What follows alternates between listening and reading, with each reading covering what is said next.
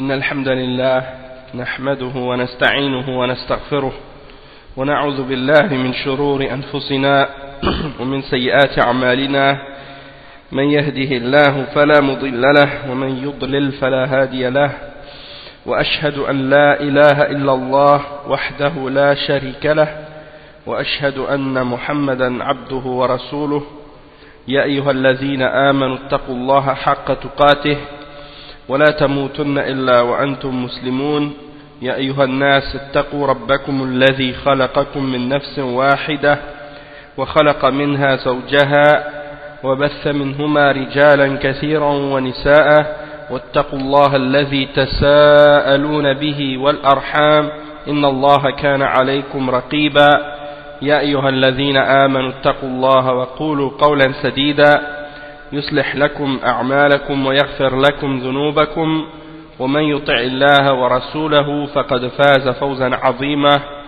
وإن خير الكلام كلام الله وخير الهدي هدي محمد صلى الله عليه وسلم وإن شر الأمور محدثاتها وكل محدثة بدعة وكل بدعة ضلالة وكل ضلالة في النار أما بعد. Donc on commence aujourd'hui le cours numéro 18 dans l'explication de Kitab al-Tawhid. Et c'est le mulakhas du Cheikh Salih al-Fawzan du Sharh de Kitab al-Tawhid, c'est-à-dire le résumé. Et aujourd'hui on est au cours donc 18 et on commence le chapitre 13. Le chapitre 13 dans Kitab al-Tawhid. Le titre c'est Babun min al-shirki al-isti'adhatu bi ghayrillah. C'est-à-dire parmi les qu'est-ce qui fait partie du shirk, il y a le fait de chercher le refuge en autre que Allah subhanahu wa ta'ala. Donc le cheikh il mentionne, Cheikh Muhammad ibn Abdul Wahhab il mentionne comme première preuve à ce sujet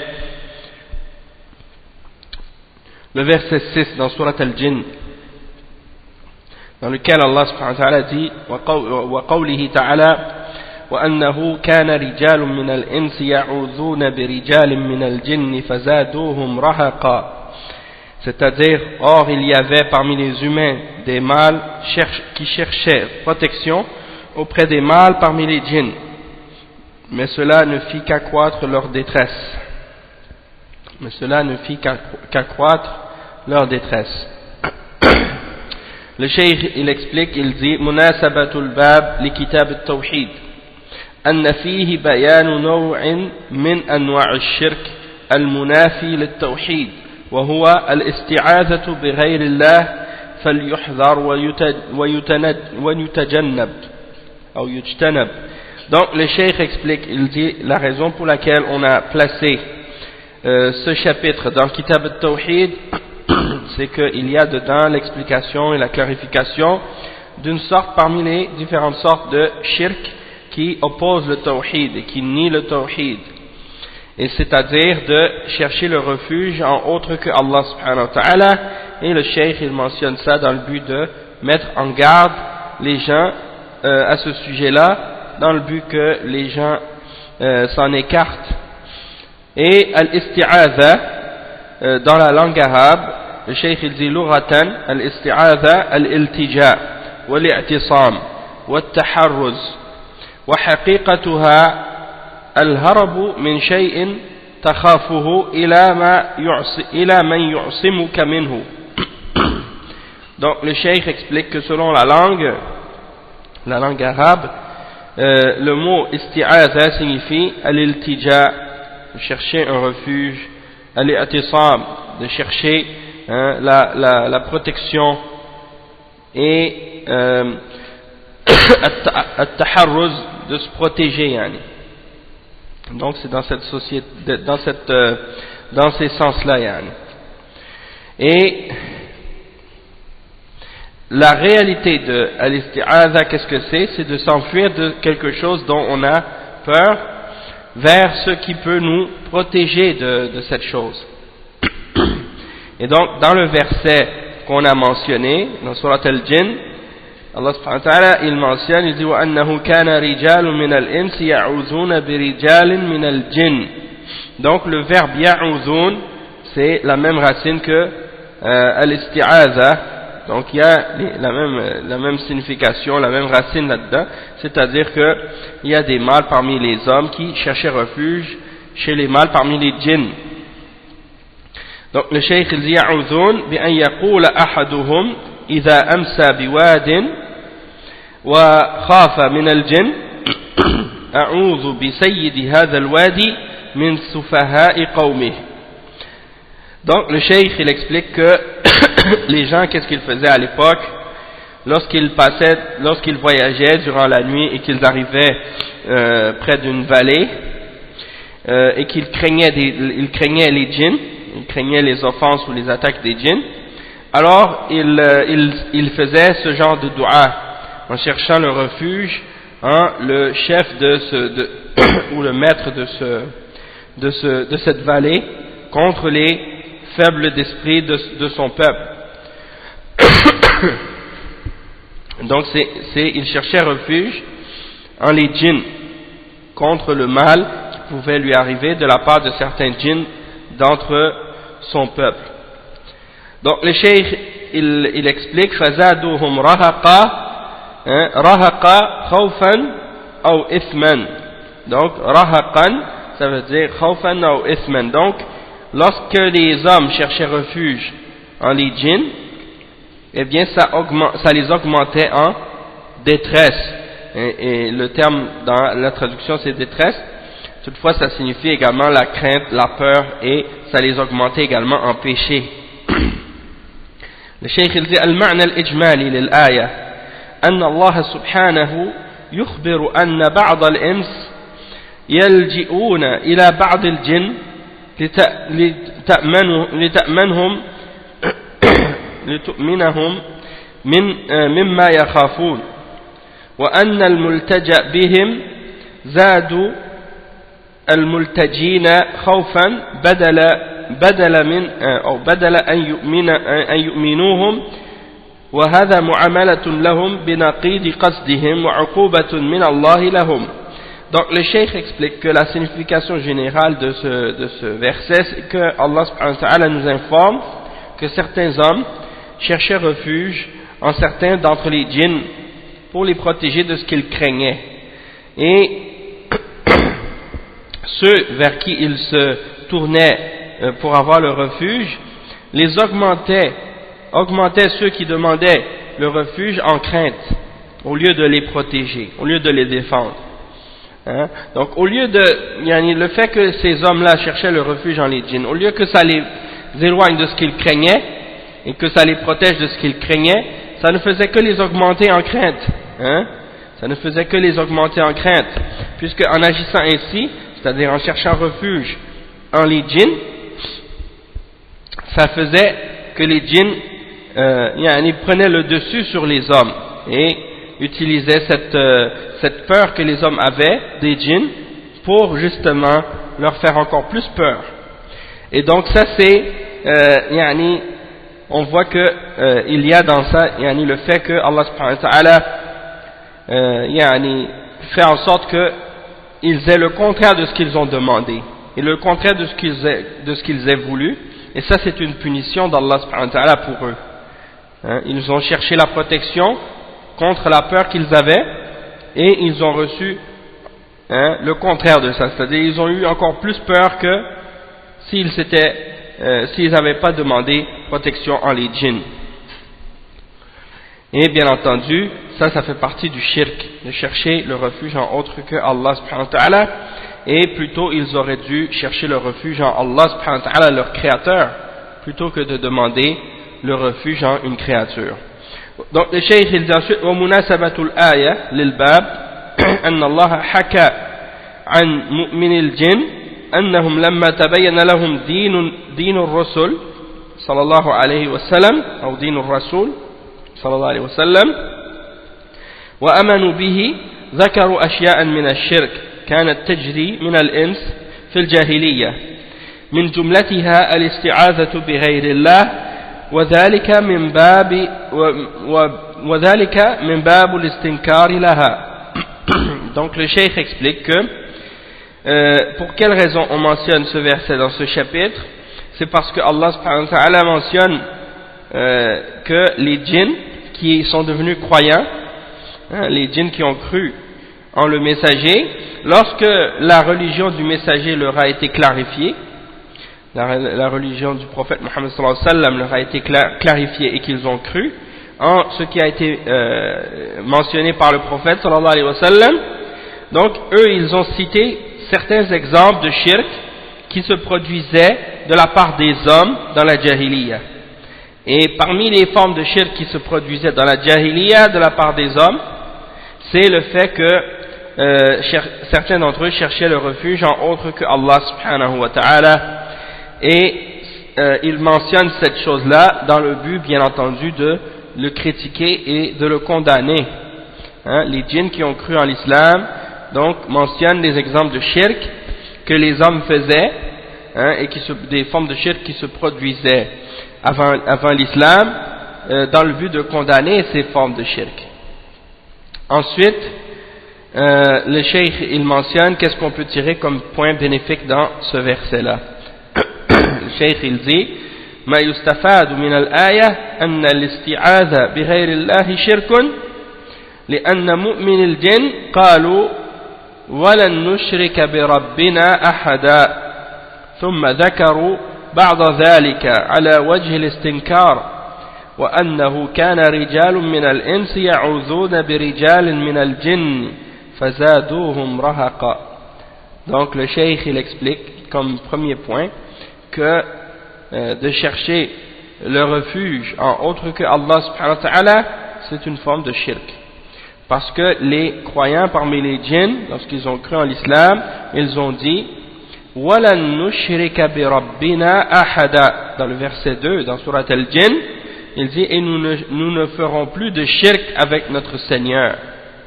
Et nous n'allons plus jamais associer rien avec notre Seigneur.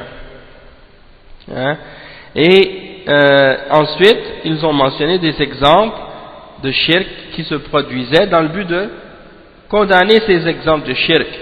Comme par exemple, ici, ils disent وَأَنَّهُ كَانَ رِجَالٌ مِنَ الْإِنسِ. Il y avait des hommes parmi il y avait des mâles parmi les hommes qui cherchaient refuge chez les mâles parmi les djinns. Dans le verset 6. Dans le point numéro 2, ثانيا عموم رسالة محمد صلى الله عليه وسلم إلى الثقلين. Donc le message du prophète Mohammed sallallahu alayhi wa sallam, c'est un message général et universel pour les hommes et les djinns. C'est pas seulement un message qui est limité aux hommes, mais il s'adresse également aux djinns. Et donc ça c'est le point numéro 2. Le point numéro 3, أن الاستعاذة بغير الله تورث الخوف والضعف. Donc le point numéro 3, c'est que le fait de chercher le refuge en autre que Allah subhanahu wa ta'ala, ça fait en sorte que ça augmente en crainte et ça augmente en faiblesse. Donc quand quelqu'un cherche refuge en autre que Allah, ça ne lui augmente qu'en crainte et en faiblesse. Et le cheikh il explique ensuite le quatrième point: يفهم من الآية أن الاستعاذة بالله تورث قوة وأمنا. Donc on peut comprendre dans ce verset-là, de la même manière que de chercher le refuge en autre que Allah, ça ramène la peur et la faiblesse. On peut comprendre le contraire: lorsque on cherche le refuge uniquement en Allah, eh bien ça nous rajoute de la force et de la sécurité. D'accord? Donc ça c'est au sujet de ce verset. Ensuite, le cheikh Mohammed ibn Abdul Wahhab il mentionne la deuxième preuve, c'est un hadith qui est rapporté selon l'imam Muslim. Il dit: عن خولة بنت حكيم قالت: سمعت رسول الله صلى الله عليه وسلم يقول: من نزل منزلا فقال أعوذ بكلمات الله التامات من شر ما خلق لم يضره شيء حتى يرحل من منزله ذلك. Donc c'est un hadith qui est rapporté selon Khawla bint Hakim. Elle dit, j'ai entendu le messager d'Allah sallallahu alayhi wa sallam disant, celui qui descend quelque part lorsqu'il est en voyage, alors qu'ils disent je cherche, lorsqu'il s'arrête durant son voyage quelque part pour dormir ou quelque chose comme ça, qu'ils disent je cherche le refuge en les paroles d'Allah, en les paroles parfaites et complètes d'Allah contre le mal de ce qu'il a créé. Je cherche le refuge entre les paroles complètes et parfaites d'Allah contre le mal de ce qu'il a créé. S'il dit cette parole, rien ne pourra lui nuire, jusqu'à ce qu'il quitte cet endroit-là où il s'est arrêté. Donc ça c'est le hadith rapporté par Muslim et également par Tirmidhi, par Ibn Majah et par l'imam Ahmad également. Et le Cheikh Al-Fawzan il explique, il dit Khawla bint Hakim هي بنت حكيم ابن أمية السلمية كانت زوجة لعثمان ابن مذعون رضي الله عنه وكانت صالحة فاضلة. Donc Khawla bint Hakim c'était la fille de Hakim ibn Umayya as-Salmiya et elle était l'épouse de Uthman ibn Mad'un radiyallahu anhu. Donc c'était l'épouse d'un sahabi très connu et en même temps elle était une femme pieuse et très vertueuse. Et le cheikh explique ensuite maintenant les paroles qui sont mentionnées dans ce hadith, comme le fait que le prophète sallallahu alayhi wa sallam a dit man nazala manzilan faqal a'udhu bi kalimatillah at-tammat min sharri ma khalaq. Le cheikh dit bi kalimatillah al-muradu biha huna al-Qur'an. Donc quand on dit je cherche le refuge en les paroles d'Allah, qu'est-ce qu'on veut dire par les paroles d'Allah ici? On veut dire le Coran. Donc je cherche le refuge en les paroles d'Allah, c'est-à-dire le Coran. On cherche le refuge en les paroles d'Allah qui sont dans le Coran. At-tammat. At-tammat, le cheikh dit que ça signifie al-kamilat, allati la yalhiquha naqsun wa la aib. Donc at-tammat, ça veut dire qu'ils sont parfaites et complètes. Ce sont des paroles d'Allah qui sont parfaites et complètes, qui ne sont pas touchées par aucune forme de défaillance ou de défaut ou de faute ou de faiblesse. من شر ما خلق أي من كل شر في أي مخلوق قام به الشر من حيوان أو غيره. C'est-à-dire de tout le mal, du mal de ce que Allah a créé, c'est-à-dire toute chose créée par Allah subhanahu wa ta'ala en laquelle il y a un mal quelconque, peu importe que ce soit un animal ou autre, peu importe que ce soit un animal ou autre. Al-ma'na al-ijmali lil-hadith, le sens global ou général de ce hadith, يرشد النبي صلى الله عليه وسلم أمته إلى الاستعاذة النافعة التي يندفع بها كل محذور يخافه الإنسان عندما ينزل بقعة من الأرض بأن يستعيذ بكلام الله الشافي الكافي الكامل من كل عيب ونقص ليأمن في منزله ذلك ما دام مقيما فيه من كل غائلة سوء. Donc le cheikh explique que ce hadith signifie que le prophète sallallahu alayhi wa sallam nous oriente sa umma vers le fait de chercher le refuge d'une façon qui est bénéfique et qui va repousser tout ce qui est mauvais et tout ce qui est nuisible et tout ce que l'être humain peut craindre lorsqu'il s'arrête dans un endroit sur la terre. Donc il cherche le refuge en la parole d'Allah la parole d'Allah qui guérit et qui est suffisante et parfaite et complète, hein, qui est complète et qui est parfaite, qui est exempte de toute forme de défaut ou de défaillance. Et donc le prophète sallallahu alayhi wa sallam nous oriente de chercher le refuge en cette parole d'Allah pour qu'on soit en sécurité à l'endroit où on s'arrête. Et tant qu'on restera dans cet endroit-là, on sera protégé du moment qu'on a fait ce dua contre toute chose qui pourrait nous faire du mal ou du tort. ومناسبة الحديث للباب أن فيه إرشادا إلى الاستعاذة النافعة المشروعة بدلا من الاستعاذة الشركية التي كان يستعملها المشركون. Donc la raison de la mention de ce hadith dans ce chapitre, c'est parce qu'il y a dans ce chapitre justement le fait qu'on soit orienté vers l'utilisation de ce genre d'isti'aza, chercher le refuge, en qu'est-ce qui est vraiment légal et bénéfique et permis par la charia, plutôt que de chercher le refuge dans qu'est-ce qui est shirk, ou d'utiliser les formules de refuge que les mushrikoun utilisaient dans la jahiliya, puisque ça c'est pas bénéfique et en même temps c'est shirk. Ils cherchaient le refuge en les créatures plutôt que de chercher le refuge en Allah subhanahu wa ta'ala.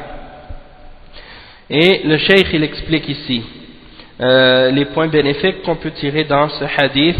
ما يستفاد من الحديث أولا بيان أن الاستعاذة عبادة. Premièrement, la clarification que le fait de chercher le refuge c'est une adoration. ثانيا أن الاستعاذة المشروعة هي ما كانت بالله أو بأسماء الله وصفاته. C'est-à-dire que il y a aussi la clarification que le fait de chercher refuge, la façon de chercher refuge pour que ce soit une façon qui est acceptée par l'islam et légale selon la charia, il faut que ce soit le fait de chercher le refuge en Allah subhanahu wa ta'ala ou en ses noms, c'est-à-dire en les noms d'Allah ou en ses attributs. Et troisièmement, أن كلام الله غير مخلوق لأن الله شرع الاستعاذة به والاستعاذة بالمخلوق شرك كما سبق فدل على أنه غير مخلوق. Le cheikh explique que la parole d'Allah subhanahu wa ta'ala n'est pas créée, et dans ce hadith il y a la preuve, puisque Allah subhanahu wa ta'ala Allah subhanahu wa ta'ala il a légiféré, il a permis de chercher le refuge en lui, et le fait de chercher le refuge en une créature c'est shirk, comme on l'a expliqué déjà. Donc ça c'est la preuve que la parole d'Allah subhanahu wa ta'ala n'est pas créée, c'est un attribut d'Allah, c'est un attribut d'Allah, et donc on a le droit de chercher le refuge en cet attribut.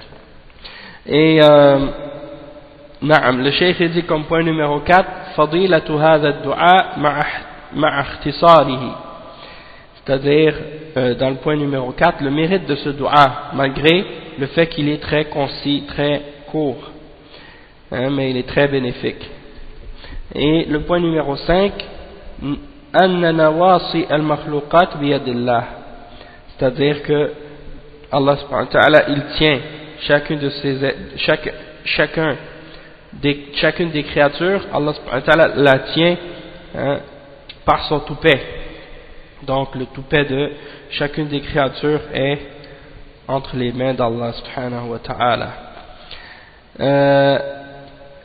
Et par rapport à cette question de al-isti'aza, il est important de comprendre aussi que on peut la diviser en deux catégories. Le fait de chercher le refuge autre que Allah subhanahu wa ta'ala lorsque par exemple c'est un être humain qui est présent et qui peut nous venir en aide dans quelque chose de physique et de réel, hein, on l'appelle, on lui demande de nous protéger ou de nous aider, alors dans ce cas-là c'est pas shirk, hein, dans ce cas-là c'est pas shirk. Qu'est-ce qui est shirk? C'est quand on cherche le refuge en une créature qui est absente, ou qui est morte, ok? Ou bien c'est ça. Donc lorsqu'on cherche le refuge en une créature qui est morte ou qui est absente, que ce soit un djinn ou un être humain qui est, comme par exemple les soufiyines qui cherchent le refuge en leur cheikh qui est enterré dans la tombe, hein, ou bien qui est absent, qui est dans un autre pays ou dans une autre ville, hein, et il l'appelle, et il lui demande le refuge. Hein, ça c'est des exemples de shirk. Parce que la personne n'est pas là physiquement, elle ne peut rien faire pour te protéger. Tandis que si tu demandes la protection de quelqu'un qui est là physiquement et qui peut te venir en aide, là dans ce cas-là c'est pas quelque chose de shirk, ça fait plutôt partie de prendre un moyen, hein, qui est légal pour te sauver d'une situation difficile, et donc dans ce cas-là ça rentre pas dans le shirk. Ensuite le cheikh il explique oui, donc c'est ça. Donc dans ce cas-là ça rentre pas dans le shirk. Donc il y a l'ordre d'Allah subhanahu wa ta'ala, c'est de chercher le refuge en lui seul, hein? D'accord? Donc c'est de chercher le refuge en Allah subhanahu wa ta'ala, ça c'est le tawhid. Puis de chercher le refuge en autre que Allah subhanahu wa ta'ala, ça c'est le shirk. Puis c'est-à-dire de chercher le refuge en un djinn ou en un ange, tu demandes à l'ange de te protéger, ou à un djinn de te protéger, ça c'est pas permis puisqu'ils sont invisibles, donc on les voit pas, hein, et on n'a pas le droit de demander à autre que à Allah la protection. Ensuite, ceux qui vont demander à un être humain qui est absent, ou bien qui est mort. Donc ça rentre également dans le shirk akbar. Tout ça c'est des formes de shirk akbar. Puis il y a ceux qui vont demander à un être humain qui est là, qui est présent et qui peut nous aider dans quelque chose. Ça dans ce cas-là c'est pas shirk, hein, c'est pas shirk du tout, c'est quelque chose qui est permis, hein, et ça rentre dans le fait de prendre un moyen pour régler un problème quelconque, et Allah il a rendu ça permis dans l'islam. Et bien entendu à condition que ce soit de demander le refuge et l'aide dans quelque chose que l'être humain est capable de faire. C'est-à-dire, souvent qu'est-ce qu'on explique, c'est que les ulama ils expliquent, ils disent de chercher le refuge ou l'aide dans quelque chose que, par exemple, si quelqu'un cherche le refuge et demande l'aide à une créature dans quelque chose que c'est seulement Allah subhanahu wa ta'ala qui est capable de le faire, dans ce cas-là c'est shirk. Même si tu demandes à un être humain qui est vivant et qui est capable de t'aider, mais tu lui demandes quelque chose que seul Allah est capable de faire, là dans ce cas-là tu rentres dans le shirk encore une fois, puisque cette chose-là c'est seul Allah qui est capable de le faire. Comme par exemple la demande de pardon des péchés, tu demandes ça à une créature, ou bien tu demandes de te faire rentrer au paradis ou de te protéger de l'enfer à une créature, donc ça rentre dans le shirk également, puisque c'est des choses que seul Allah peut faire, ou bien de guérir une maladie, ou bien des choses de ce genre, des choses que Allah seul est capable de faire tomber la pluie, hein, ou des choses comme ça. Ensuite, le cheikh il donne un autre, maintenant c'est le chapitre suivant, c'est le chapitre 14. من الشرك أن يستغيث بغير الله أو يدعو غيره. Donc c'est-à-dire parmi les formes de shirk, il y a le fait de chercher, d'appeler au secours autre que Allah dans la détresse, ou bien d'invoquer autre que Allah subhanahu wa ta'ala. Et le cheikh Mohammed ibn Abdul Wahhab à ce sujet-là il mentionne le verset 106 dans Surat Yunus, c'est le premier verset qui est mentionné. il dit وقول الله تعالى ولا تدع من دون الله ما لا ينفعك ولا يضرك فإن فعلت فإنك من الظالمين. Donc ça c'est le verset, comme on a dit, 106 dans Surat Yunus. Et n'invoque pas en dehors d'Allah ce qui ne peut ni te profiter ni te nuire, et si tu le fais, tu seras du nombre des injustes. Donc ça c'est le verset, le premier verset mentionné. Le cheikh il explique مناسبة هذا الباب لكتاب التوحيد أنه ذكر فيه نوعا من أنواع الشرك المنافي للتوحيد وهو أن يستغيث بغير الله أو يدعو غيره. C'est-à-dire que pour quelle raison on mentionne ce chapitre dans Kitab al-Tawhid? C'est parce que dans ce chapitre on mentionne une forme parmi les formes de shirk qui oppose le Tawhid, et donc c'est par exemple de chercher l'aide et le secours, d'appeler au secours autre que Allah subhanahu wa ta'ala dans la détresse, ou bien d'invoquer d'autres que Allah subhanahu wa ta'ala. Le cheikh il dit أن يستغيث الاستغاثة طلب الغوث وهو إزالة الشدة. Donc الاستغاثة c'est de demander al-ghawth, ok, et c'est de demander al-ghawth, et al-ghawth c'est de demander l'aide, le secours, de demander de nous sauver lorsque on a une difficulté quelconque. Et le meilleur exemple de ça, c'est par exemple lorsque quelqu'un est tombé dans l'eau, dans la mer, dans la rivière ou quelque chose comme ça, puis il va se noyer. À ce moment-là, s'il n'y a personne autour de lui, il demande au secours et il appelle Allah subhanahu wa ta'ala pour le sauver. Donc ça c'est un exemple. Ou bien quand quelqu'un par exemple est dans un danger, dans un accident ou dans un feu ou quelque chose, un moment de détresse, ça c'est ce qu'on appelle al-istighatha. Et c'est ça la différence entre le dua ordinaire et al-istighatha. Al-istighatha c'est dans des situations vraiment de détresse, d'accord? C'est ça la distinction entre les deux. Et le cheikh il l'explique justement. Il dit أو يدعو الفرق بين الاستغاثة والدعاء أن الاستغاثة لا تكون إلا من المكروب أما الدعاء فيكون من المكروب وغيره. Donc le cheikh explique que dans le titre le cheikh il dit donc parmi les exemples de shirk il y a le fait de chercher le refuge, d'appeler au secours autre que Allah subhanahu wa ta'ala dans les moments de détresse, ou d'invoquer autre que lui. La différence entre le fait d'appeler au secours dans les moments de détresse et le dua ordinaire, l'invocation, c'est que l'istighatha, chercher d'appeler au secours, c'est uniquement lorsque quelqu'un est en détresse, lorsque quelqu'un est dans une situation de danger, tandis que le dua ça se fait de n'importe quelle personne, que ce soit une personne qui est dans le danger ou autre, d'accord? Donc dans les deux cas il y a une petite nuance.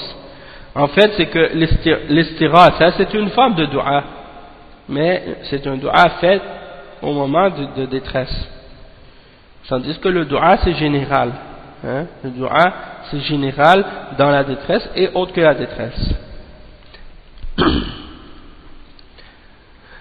Et le cheikh dit ma la yanfa'uk in abadtahu. Donc dans le verset qu'on a mentionné, le verset 106, Allah subhanahu wa ta'ala il dit et n'invoque pas en dehors d'Allah ce qui ne peut ni te profiter si tu l'adores, ma la yanfa'uka in abadtahu wa la yadurruka in lam ta'budhu, c'est-à-dire n'invoque pas en dehors d'Allah ce qui ne te profitera pas si tu l'adores, et qui ne te nuira pas si tu ne l'adores pas, c'est-à-dire tout ce qui est adoré en dehors d'Allah subhanahu wa ta'ala, tu ne dois pas l'invoquer. فإن فعلت أي دعوت من دون الله ما لا ينفعك ولا يضرك فإنك إذن من الظالمين من المشركين لأن الشرك أعظم الظلم. Donc le cheikh il dit, si tu le fais, c'est-à-dire si tu invoques d'autres en dehors d'Allah subhanahu wa ta'ala, tu invoques en dehors d'Allah ce qui ne peut ni te nuire ni te profiter, alors dans ce cas-là tu seras du nombre des injustes. Et quand on voit ici la mention du terme des injustes, ça signifie les mushrikins, c'est-à-dire les mushrikins, c'est-à-dire ceux qui commettent le shirk. Pourquoi? Parce que la plus grande injustice c'est quoi? C'est le shirk. Donc tu seras du nombre des injustes, c'est-à-dire tu seras du nombre des gens qui font le shirk. Hein? Donc ce verset-là est une preuve que le fait d'invoquer d'autres que Allah, ça te fait devenir un mushrik. Hein? Tu deviens un mushrik et tu quittes l'islam. Donc le cheikh il dit al-ma'na al-ijmali lil-aya ينهى الله نبيه أن يدعو أحدا من سائر المخلوقين العاجزين عن إيصال النفع ودفع الضر ثم يبين له حكمه لو فرض أن دعا غير الله بأنه يكون حينئذ من المشركين وهذا النهي عام لجميع الأمة ثم يبين له حكمه لو فرض أن دعا غير الله بأنه يكون حينئذ من المشركين وهذا النهي عام لجميع الأمة. Donc le cheikh il explique le sens général du verset, c'est que Allah interdit à son prophète d'invoquer quoi que ce soit ou quiconque parmi les créatures faibles qui ne sont pas capables de te faire parvenir un bien ou de repousser de toi un mal quelconque. Hein? Donc Allah interdit d'invoquer quoi que ce soit en dehors de lui-même parmi les créatures. Et il dit ensuite, il explique le verdict si jamais il invoquait autre que Allah, qu'est-ce que serait son verdict, qu'est-ce que serait son jugement, c'est qu'il serait du nombre des mushrikines s'il le faisait, c'est-à-dire s'il invoquait autre que Allah subhanahu wa ta'ala. Et ça donc, ça fait partie d'une interdiction générale pour la Ummah en entier. Donc même si ici le verset Allah s'adresse à son prophète sallallahu alayhi wa sallam, malgré tout c'est un verset dont le sens est général et c'est une interdiction générale d'invoquer autre que Allah subhanahu wa ta'ala pour toute la Ummah. Le cheikh dit ensuite مناسبة الآية للباب أن فيها النهي عن دعاء غير الله وأنه شرك ينافي التوحيد. Donc la raison pour laquelle on mentionne ce verset dans ce chapitre, c'est parce que dans ce verset il y a l'interdiction d'invoquer autre que Allah subhanahu wa ta'ala et que c'est une forme de shirk qui s'oppose au tawhid. Hein? Et malgré tout, il y en a parmi les égarés qui, quand même, essaient toujours de justifier le shirk qu'ils font, hein, et qui prétendent que ils sont musulmans. Allah al-Musta'an. Ça c'est grave. Le cheikh dit وما يستفاد من الآية أولا أن دعاء غير الله شرك أكبر.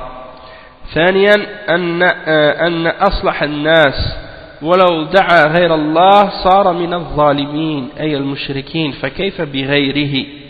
وثالثا بيان عجز آلهة المشركين وبطلان عبادتها.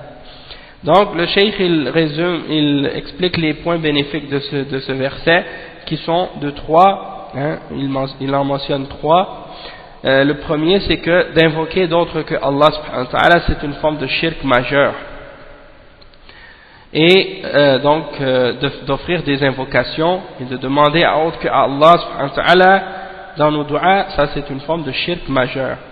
Donc peu importe qu'est-ce que quelqu'un invoque en dehors d'Allah, que ce soit un prophète, que ce soit Jésus, que ce soit le prophète Mohammed sallallahu alayhi wa sallam, ou que ce soit un ange, ou que ce soit un djinn, ou que ce soit un saint, un homme pieux, une tombe, que ce soit une autre créature parmi les créatures, peu importe qu'est-ce que c'est, du moment que quelqu'un invoque autre que Allah, il tombe dans le shirk, hein? il tombe dans le shirk akbar, majeur, et qu'il quitte l'islam, il devient un kafir, un mushrik. Hein? Et s'il meurt dans cet état, sans se repentir, sans revenir à l'islam, eh bien, il sera pour l'éternité dans l'enfer. Et il n'aura aucun espoir en la miséricorde d'Allah, et il ne sortira jamais. Hein? Parce que c'est le plus grand péché. Donc le cheikh, il dit comme deuxième point, que même la meilleure des créatures, la plus pieuse des créatures, si elle invoque autre que Allah, elle deviendra parmi les injustes, c'est-à-dire parmi les mushrikines. Donc la meilleure des créatures, la plus pieuse des créatures, hein, parce que Allah subhanahu wa ta'ala, dans ce verset-là qu'on a lu, il s'adresse à qui? Il s'adresse au messager, sallallahu alayhi wa sallam. Et il lui dit que si il invoque d'autres que Allah, alors dans ce cas-là, il deviendra parmi les injustes, c'est-à-dire parmi les mushrikines. Donc si c'est le cas pour la meilleure des créatures, que si elle invoque autre que Allah, elle devient un mushrik, alors c'est la même chose pour tous les autres créatures qui sont moindres que lui, hein, qui sont moindres que le prophète Muhammad sallallahu alayhi wa sallam. Hein, puisque si le prophète Muhammad sallallahu alayhi wa sallam serait devenu mushrik en invoquant d'autres que Allah, donc tous les autres êtres humains qui sont en dessous de lui, eh bien, eux aussi deviennent mushrik s'ils invoquent d'autres que Allah subhanahu wa ta'ala. Et le point numéro 3, bayanu ajzi alihatil mushrikin, c'est la clarification de l'incapacité et la faiblesse des idoles et des choses que les mushrikines adorent en dehors d'Allah, et la clarification de la fausseté de ce qu'ils adorent. Hein, la fausseté du fait que leur adoration n'a pas de valeur et est nulle. Hein. Ensuite, le cheikh il mentionne un autre verset. il mentionne le verset 107 dans Surat Yunus. Et dans ce verset, Allah subhanahu wa ta'ala il dit وقوله وإن يمسسك الله بضر فلا كاشف له إلا هو وإن يردك بخير فلا راد لفضله يصيب به من يشاء من عباده وهو الغفور الرحيم. Donc dans ce verset là, Surat Yunus encore, parce que le verset qui était mentionné dans le premier verset c'était le verset 106 dans Surat Yunus. Maintenant c'est un verset qui vient après, qui est le verset 107, 107, c'est le verset qui suit. Ça dit, وَإِن يَمْسَسْكَ اللَّهُ بِضُرٍّ, si Allah subhanahu wa ta'ala fait qu'un mal te touche, nul ne peut l'écarter en dehors de lui. Et s'il te veut un bien, hein, s'il veut qu'une grâce te touche, alors il n'y a personne qui peut repousser sa grâce. Et il donne, hein, il fait que sa grâce touche à qui il veut parmi ses serviteurs, et c'est lui le pardonneur et le miséricordieux. Donc on voit comment tous ces versets-là se suivent un après l'autre. Et même si on recule, on regarde dans le verset 105 qui est mentionné juste avant, et même le verset 103, subhanallah, tous ces des versets qui confirment le tawhid. Hein? Le verset 104, Allah subhanahu wa ta'ala dit aux gens, si vous êtes en doute sur ma religion, moi je n'adore point ceux que vous adorez en dehors d'Allah, moi j'adore Allah qui vous fera mourir, et il m'a été commandé d'être du nombre des croyants. Hein? Et il m'a été dit, oriente-toi exclusivement sur la religion, hein, en hanif, c'est-à-dire parmi les gens qui adorent uniquement Allah subhanahu wa ta'ala et qui se détournent du shirk, et ne sois pas du nombre des mushrikines, et n'invoque pas en dehors d'Allah ce qui ne peut ni te profiter ni te nuire, et si tu le fais tu seras du nombre des injustes. Puis l'autre verset par la suite, et si Allah fait qu'un mal te touche, nul ne peut l'écarter en dehors de lui, et s'il te veut un bien, nul ne le repousse. Hein? Nul ne peut repousser sa grâce, et il la donne à qui il veut de ses serviteurs, et c'est lui le pardonneur et le miséricordieux. Donc tous ces versets là, c'est des versets qui confirme le tawhid et qui renie le shirk que les mushrikoun font. Donc les versets à la fin de Surat Yunus sont très forts pour prouver ça. Et donc le cheikh explique les termes qui sont mentionnés dans ce verset. وَإِن يَمْسَسْكَ اللَّهُ أي إن يصبك بضر بفقر أو مرض أو غير ذلك من أنواع الضر فلا كاشف له et la rafi'a. Donc le cheikh explique que si Allah subhanahu wa ta'ala fait qu'un mal quelconque te touche, c'est-à-dire comme par exemple une pauvreté ou une maladie ou bien une autre parmi les différentes catégories de choses qui sont mauvaises, alors personne ne pourra te l'enlever. Si Allah fait que cette chose-là te touche et te tombe dessus, rien ne pourra l'enlever excepté lui. Et si il te veut un bien quelconque,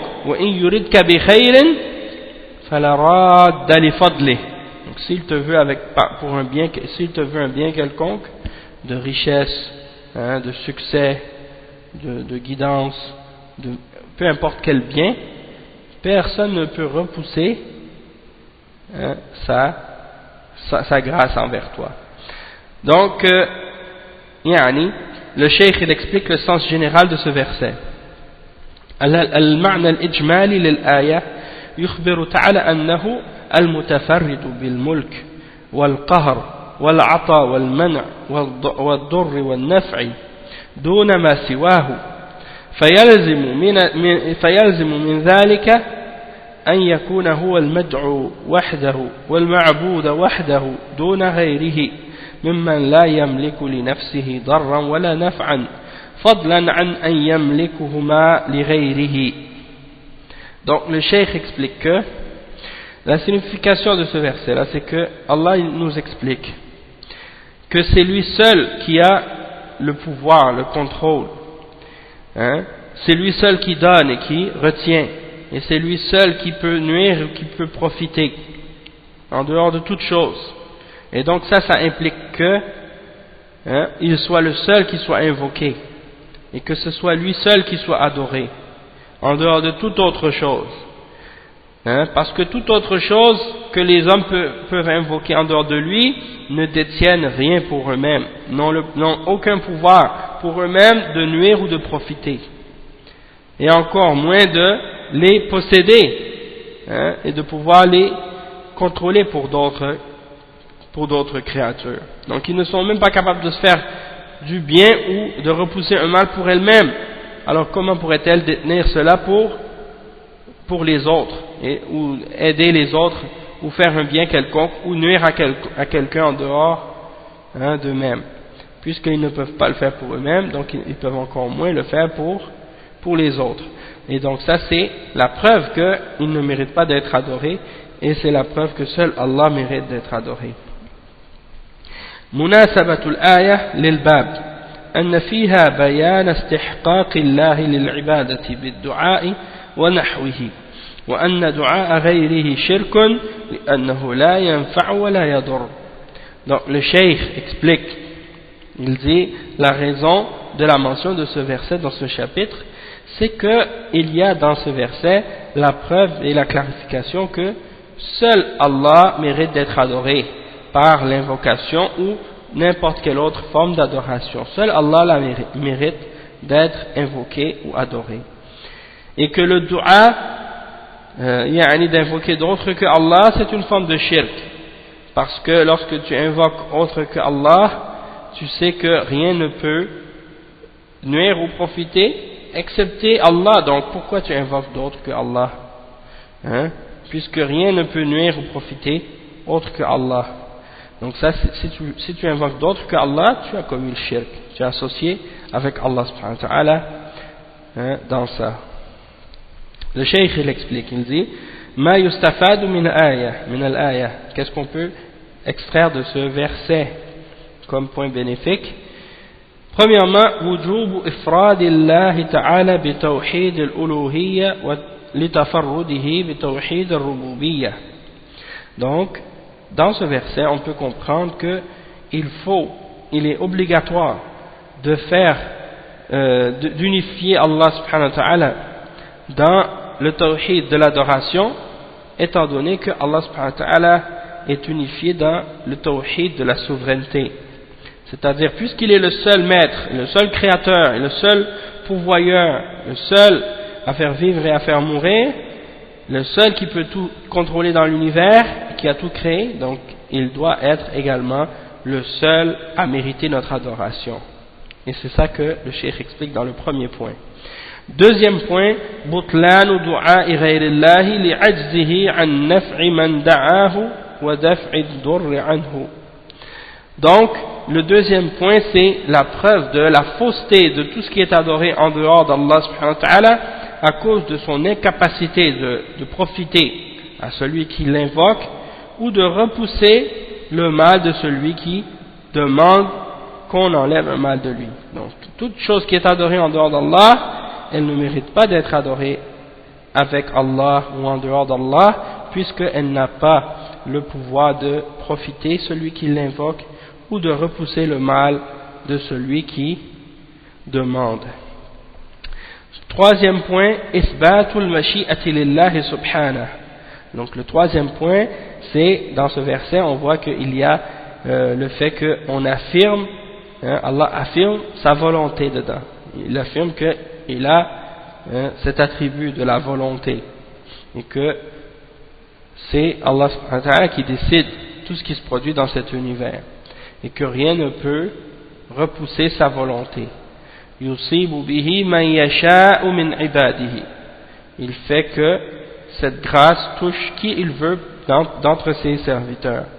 Donc c'est selon sa volonté que l'univers fonctionne. Et le quatrième point, isbatu sifatay al-maghfira wa ar-rahma lillahi subhanahu wa ta'ala ala ma yaliqu bi jalalihi. C'est-à-dire, comme quatrième point, on peut affirmer dans ce verset-là que Allah a comme attribut le pardon et la miséricorde. Le pardon et la miséricorde, puisqu'il dit wa huwa al-ghafur ar-rahim. Donc il a comme attribut le pardon et la miséricorde, comme cela lui convient. Ensuite, le cheikh il mentionne un autre verset qui est le verset 17 dans Surat Al-Ankabut. Dans Surat Al-Ankabut, il dit wa qawlihi fabtaghu 'inda Allahi ar-rizqa wa'buduhu washkuru lahu ilayhi turja'un. C'est-à-dire, et recherchez donc de lui la subsistance, de rechercher votre subsistance auprès d'Allah et adorez-le et soyez reconnaissants envers lui, c'est vers lui que vous allez retourner. Donc le cheikh explique les termes qui sont mentionnés dans ce verset. Il dit ibtahu yani utlubu, c'est-à-dire donc rechercher, ça veut dire demander votre risque, votre subsistance à Allah subhanahu wa ta'ala. wa'buduhu akhlisu lahu al-ibada wa huwa min 'atf al-'am 'ala al-khass فإن ابتغاء الرزق عند الله من العبادة. Donc wa'buduhu, c'est-à-dire purifiez votre adoration pour lui seul. Et on voit que juste avant Allah il dit recherchez ou demandez à Allah votre subsistance, demandez votre subsistance d'Allah, puis adorez-le. Le cheikh il dit que le fait de rechercher ou de demander notre subsistance d'Allah, c'est une forme d'adoration. Donc c'est comme si Allah subhanahu wa ta'ala mentionnait une forme d'adoration spécifique et il mentionne par la suite l'adoration générale. Donc c'est comme s'il mentionnait une adoration spécifique puis une adoration générale par la suite. Donc parce que ces deux choses-là qu'il mentionne sont des adorations. De chercher demander à Allah le risque, c'est une adoration, et de l'adorer, ça c'est l'adoration elle-même. Et donc ensuite il dit washkuru lah. et اعترفوا بنعمته وافعلوا ما يجب من طاعته واتركوا معصيته واتركوا معصيته. Donc ici qu'est-ce que ça veut dire? Washkuru lah, c'est-à-dire soyez reconnaissant envers lui, remerciez-le, hein? Ça vient de shukr. Washkuru lah, et c'est-à-dire reconnaissez ses grâces. Ne soyez pas ingrats envers les grâces d'Allah subhanahu wa ta'ala, soyez reconnaissants et reconnaissez les grâces d'Allah subhanahu wa ta'ala sur vous en faisant ce qu'il vous ordonne de faire et en obéissant à ses ordres et en abandonnant la désobéissance d'Allah subhanahu wa ta'ala. Ensuite le cheikh il dit ilayhi turja'un, ilayhi la ila ghayrihi turja'un, يعني يوم القيامة فيجازي كل عامل بعمله. Le cheikh il dit ilayhi, c'est-à-dire c'est à lui et non à autre que lui que vous allez être ramené ou que vous allez retourner au jour de la résurrection pour qu'il puisse vous rétribuer et qu'il puisse rétribuer chaque personne selon ce qu'elle a agi, selon ce qu'elle a œuvré. Ensuite le cheikh il dit al-ma'na al-ijmali lil-aya يأمر الله سبحانه بطلب الرزق منه وحده لا من الأصنام والأوثان وإفراده بالعبادة والاعتراف بنعمه التي أسداها على عباده وصرفها في طاعته والابتعاد عن معصيته ثم يخبر أن المصير إليه فيجازي كل عامل بعمله فيجب على العبد أن يحسب لذلك حسابه. Donc le cheikh explique le sens général du verset, c'est que Allah ordonne à ses serviteurs de lui demander le risque à lui seul et non aux idoles et non aux statues et non aux idoles, et de faire en sorte que notre adoration soit uniquement pour lui, et de reconnaître ses grâces sur nous, les grâces qu'il a données à ses serviteurs, et de donc faire preuve d'obéissance à Allah, d'être reconnaissant envers lui en lui offrant notre obéissance et en s'écartant de sa désobéissance. Puis ensuite il nous informe, Allah subhanahu wa ta'ala nous informe que notre destination et notre retour sera vers lui. Et donc, Allah subhanahu wa ta'ala, il va rétribuer chaque personne selon ce qu'elle a œuvré. Et donc, à cause de ça, le serviteur, lorsqu'on entend qu'on va retourner à Allah, eh bien, ça amène le serviteur à se faire des comptes à lui-même et à se préparer pour ce jour-là. مناسبة الآية للباب أن فيها وجوب إفراد الله بالدعاء والعبادة والرد على المشركين الذين يعبدون غيره. Donc l'occasion de la mention de ce verset dans ce chapitre, c'est qu'il y a dans ce verset la preuve qu'il est obligatoire de vouer notre adoration et nos invocations uniquement à Allah subhanahu wa ta'ala. Et il y a dedans également la réfutation des mushrikines qui adorent d'autres que lui. وما يستفاد من الآية, qu'est-ce qu'on peut tirer comme point bénéfique de ce verset? أولا وجوب دعاء الله وحده وطلب الرزق منه, وثانيا وجوب إفراد الله بجميع أنواع العبادة. Donc les deux premiers, الأول والثاني, l'obligation d'invoquer Allah lui seul et de lui demander notre subsistance, notre risque. Deuxième point, l'obligation de faire en sorte que toutes nos catégories d'adoration soient uniquement pour Allah subhanahu wa ta'ala. Troisième point, wujubu shukrillahi ala ni'amihi, l'obligation d'être reconnaissant envers Allah subhanahu wa ta'ala pour les grâces qu'il a mis sur nous. Rabi'an ithbatul ba'thi wal jaza, quatrièmement donc l'affirmation de la résurrection et de la rétribution. خامسا أن لا تنافى بين طلب الرزق والاكتساب وعبادة الله وأن الإسلام فيه خير الدين والدنيا. Cinquième point, c'est qu'il n'y a pas de contradiction ou d'opposition entre le fait de chercher la subsistance et le fait de chercher il n'y a pas de contradiction entre le fait de demander à Allah subhanahu wa ta'ala notre subsistance et le fait de chercher notre subsistance en travaillant et en gagnant notre vie et le fait d'adorer Allah. C'est-à-dire il n'y a pas de contradiction entre le fait de travailler, de chercher notre risque et d'adorer Allah subhanahu wa ta'ala, parce que l'islam a réuni le bien de la religion et de la dunya, le bien de la religion et de la vie d'ici-bas. Donc il n'y a pas un qui oppose l'autre, c'est-à-dire tu ne peux pas dire que tu ne peux pas chercher ta subsistance parce que tu adores Allah seulement. L'islam, il a amené l'équilibre entre ces deux choses-là. Et donc il réunit entre le fait d'adorer Allah et en même temps de chercher notre subsistance et notre risque dans ce qui est halal, et des manières halal. Donc on va s'arrêter ici pour aujourd'hui, Inch'Allah, et on continuera la suite de l'explication des versets de ce chapitre au prochain cours, Inch'Allah. Je dois par contre mentionner que samedi prochain, il n'y aura pas de cours et que les cours vont seulement reprendre, je vais vous donner la date exacte, Inch'Allah. Donc les cours devraient reprendre